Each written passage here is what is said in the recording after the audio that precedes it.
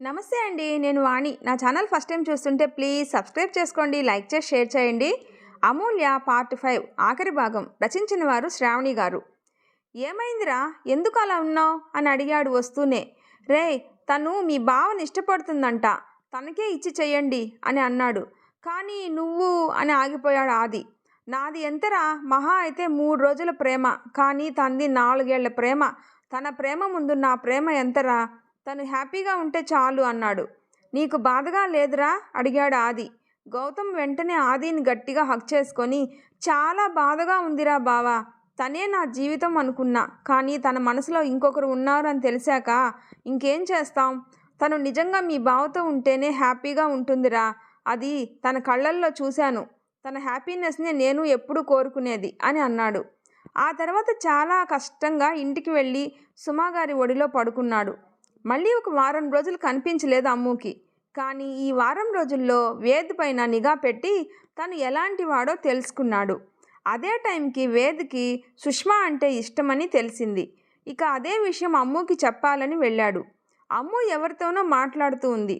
తండ్రి సంపాదనతో బతికేవాడు అసలు మనిషే కాదు, తను సంపాదించి తండ్రికి ఆసరా అవ్వాలి అని ఏదో మాట్లాడుతూ ఉంది. అలానే రోడ్ క్రాస్ చేస్తూ వెళ్తూ ఉండగా సడన్గా గౌతమ్ గుండె ఆగినంత పనైంది. ఏదో వెహికల్ వచ్చి అమ్ముకి డాష్ ఇచ్చింది. అంతే, ఇంకొక్క క్షణం అక్కడ లేడు. అమ్ము దగ్గర ఉన్నాడు. తనని పిలుస్తూ ఎత్తుకొని హాస్పిటల్ వైపు పరుగు తీశాడు. హాస్పిటల్ దాకా పరిగెడుతూనే వెళ్తూ తనని మాట్లాడిస్తూ ఉన్నాడు.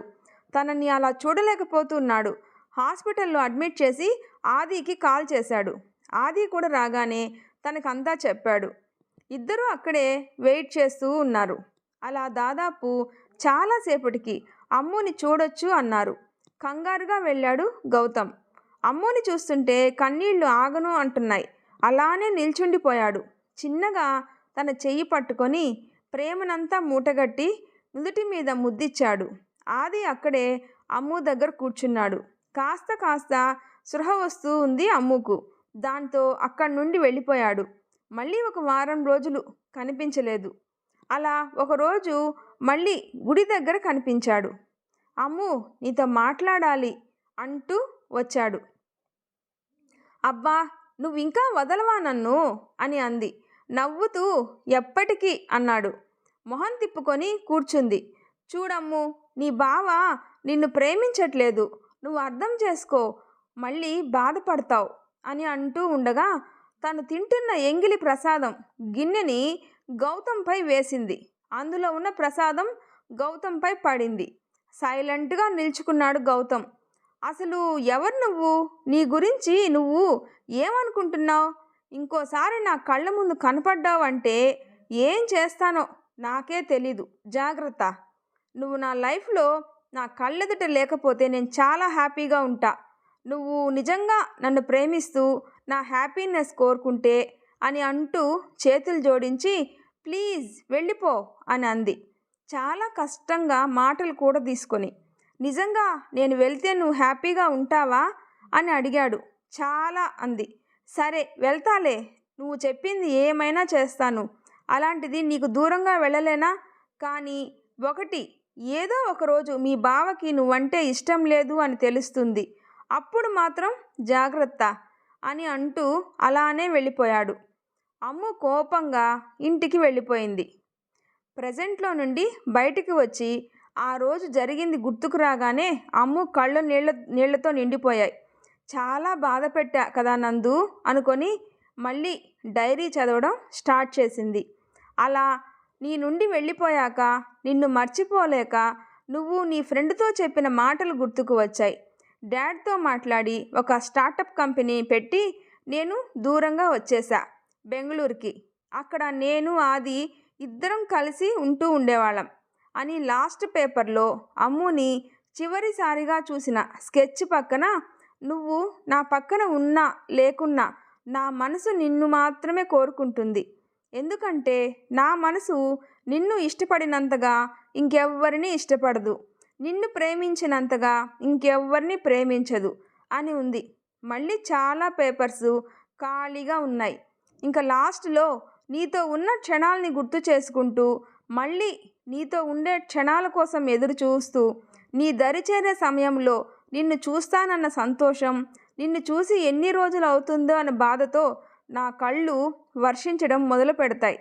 నిన్ను చూడగానే నా మనసుకి సంతోషం, నా మోములో నవ్వు, నా జీవంకి ప్రాణం ఒకేసారి వస్తాయి అని లాస్ట్లో అమూల్య లేనిదే గౌతమ్ లేడు అని కంప్లీట్ చేసి ఉంది. అంతా కంప్లీట్ అయ్యేసరికి చుట్టూ చీకట్లు ముసురుకున్నాయి. కళ్ళలో నీళ్ళు ఇంకిపోయాయి ఇంతసేపు, కానీ ఇప్పుడు ఆనందంతో నిండిపోయాయి. మెల్లగా లేచి ఫ్రెష్ అయ్యి కిందకు వెళ్ళింది. సుమా వాళ్ళతో మాట్లాడుతూ ఉండిపోయింది. నైటు ఏదో కొద్దిగా తినేసి వెళ్ళి పడుకుంది. కానీ రూమ్ అంతా గౌతమ్ లేడు అన్న వెలితే ఉంది. అలానే ఎప్పటికో నిద్రలోకి జారుకుంది. వారం రోజులు గడపడానికి చాలా కష్టపడింది అమ్ము. అక్కడ గౌతమ్ కూడా. ఇద్దరిని ఈ దూరం ఇంకా దగ్గర చేసింది. కానీ ఒక్కరోజు కూడా మాట్లాడుకోలేదు. గౌతమ్ ఇండియా వచ్చాడు. ఇంటికి ఆత్రంగా వచ్చాడు అమ్ముని చూడటానికి. కానీ ఇల్లంతా ఖాళీగా ఉంది. ఎక్కడ అమ్మ ఇద్దరూ కనిపించలేదు. ఇద్దరిని వెతుక్కుంటూ వెళ్ళాడు. అంతలో ఫోన్ రింగ్ అయింది. కాల్ చేసింది సుమా గారు. మేము అర్జెంటు పని మీద బెంగళూరు వెళ్తున్నాం, ఆది కూడా వస్తున్నాడు, అమ్ము ఒక్కటే ఉంది, జాగ్రత్త అని కాల్. అమ్ము ఒక్కటే ఉందా? కంగారుగా వెళ్ళాడు రూమ్కి. అక్కడ అమ్ము లేదు. ఒక డ్రెస్సు అండ్ ఒక లెటరు ఉంది. నన్ను చూడాలంటే ఫ్రెష్ అయ్యి ఈ డ్రెస్ వేసుకుని టెర్రస్ పైకి రా అని ఉంది. ఏమైంది అమ్ముకి? ఏదో తేడా కొడుతుంది అనుకొని ఫ్రెష్ అవడానికి వెళ్ళాడు. రెడీ అయ్యి టెర్రస్ పైకి వెళ్ళాడు. కింద అంతా గులాబీ రేకులు ఉన్నాయి, లైట్స్ ఉన్నాయి. మెల్లగా ఇంకాస్త ముందుకు వెళ్ళాడు. అంతే, టక్కున ఆగిపోయాయి గౌతమ్ అడుగులు. వెనక నుండి తనని 2 చేతులు చుట్టేయడంతో అమ్ము అని ప్రేమగా పలికింది గౌతమ్ స్వరం. ఐ లవ్ యూ గౌతమ్ అని ప్రేమగా చెప్పింది. ఆ మాట విన్న వెంటనే గౌతమ్ గుండె వేగం పెరిగింది. మాట రావట్లేదు.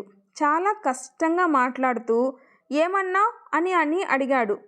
ఓరి నా అమూల్ బేబీ, ఇంత ఫీల్తో చెప్పినా అర్థం కాలేదా అని అడిగింది ముందుకు వచ్చి.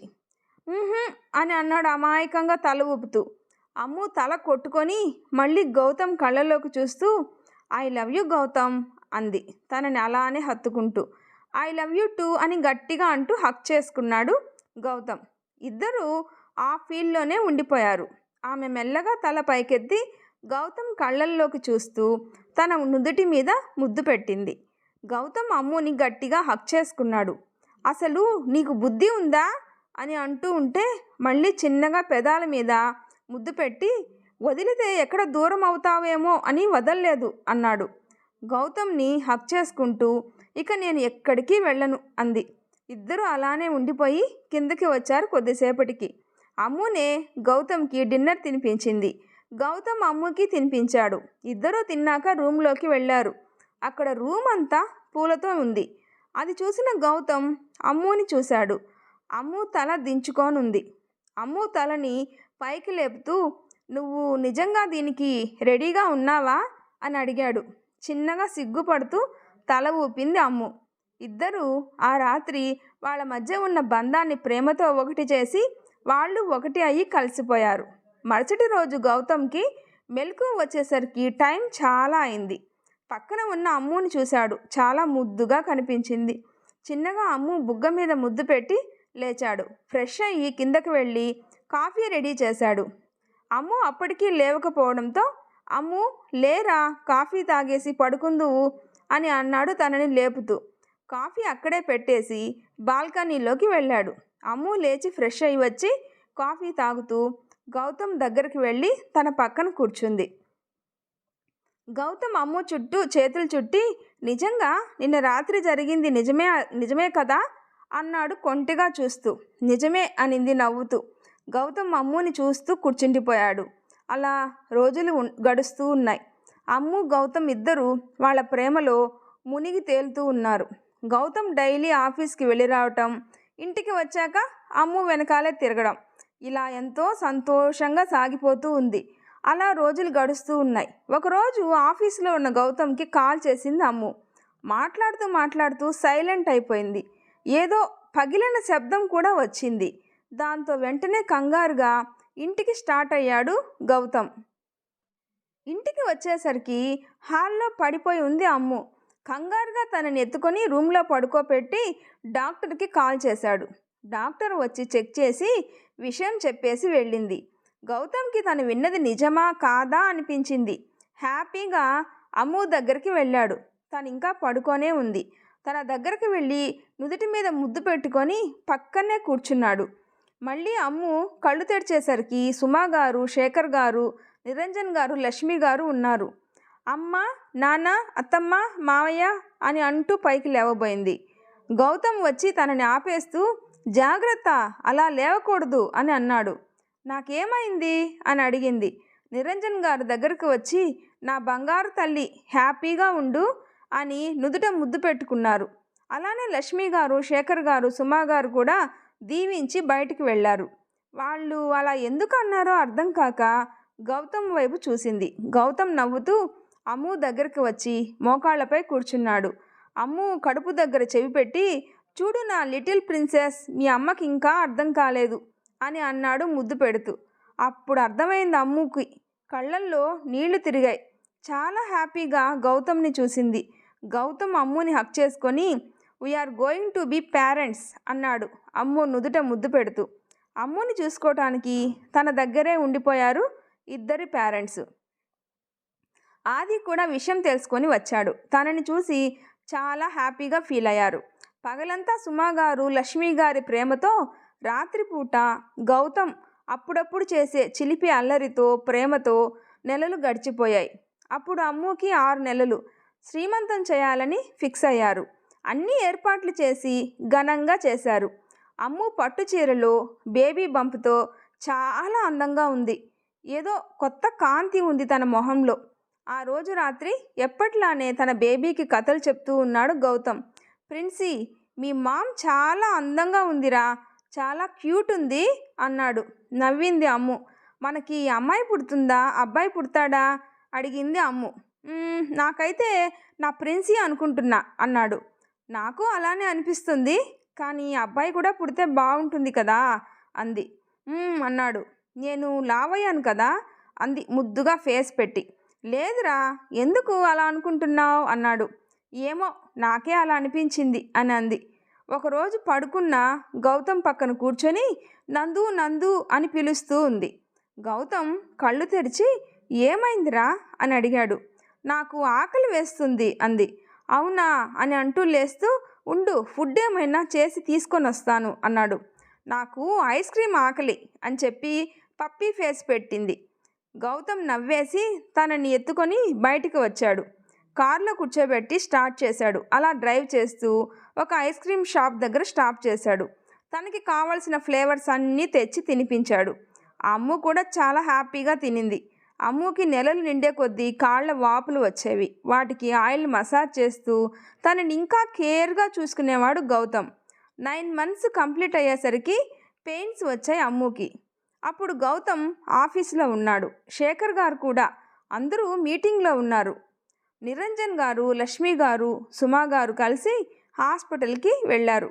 అమ్ముకి అలా అయింది అని చెప్పమని ఆఫీస్కి కాల్ చేశారు.